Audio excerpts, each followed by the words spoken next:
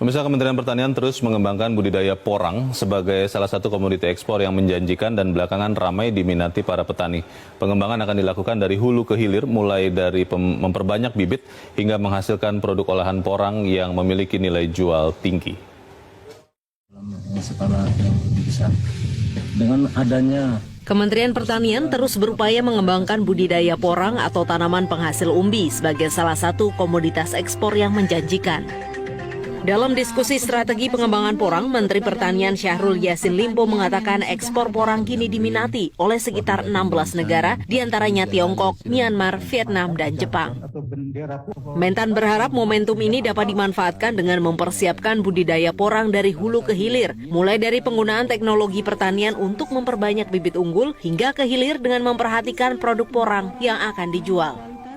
16 negara, Bapak, yang udah pesan pada kita, jadi ini ruangnya bagus.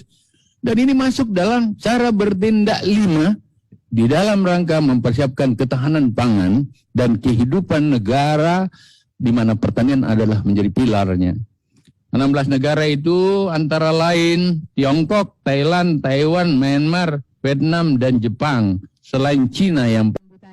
Sementara itu, Kepala Balitbang Kementan Fajri Jufri berharap antusiasme budidaya porang bisa terus dipelihara mengingat banyaknya nilai tambah dari tanaman porang ini.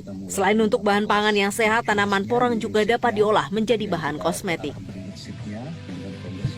Terkait dengan produk akhir dari porang ini, teman-teman di Balai Besar pasca panen sudah mempunyai beberapa teknologi untuk membuat chips termasuk tepung. Harapan kita nanti di setiap provinsi dan kabupaten ada sentra-sentra yang dikelola kelompok tani, paling tidak bisa membuat chips dan dryer-nya nih. Jadi kita mengekspor paling tidak chipsnya. Pelakunya nih Pak Saruni ya, kalau menjual dalam bentuk basah biasanya 8.000, 9.000 kilogram per kilo. Tapi kalau dalam bentuk chips kering itu sudah nilainya bisa 50.000, 60.000 per kilogram. Apalagi kalau dalam bentuk tepung. Itu sudah 300.000, 400.000 per kilogram. Jadi bukan main nilai tambahnya. Belum lagi produk yang lain.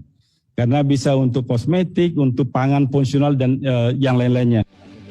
Porang adalah umbi-umbian yang umumnya tumbuh di hutan dan sebelumnya kerap dianggap sebagai tanaman liar oleh masyarakat. Umbi porang mengandung glukomanan yang baik untuk kesehatan dan dapat diolah sebagai sumber pangan dan industri farmasi. Tim Liputan, Metro TV.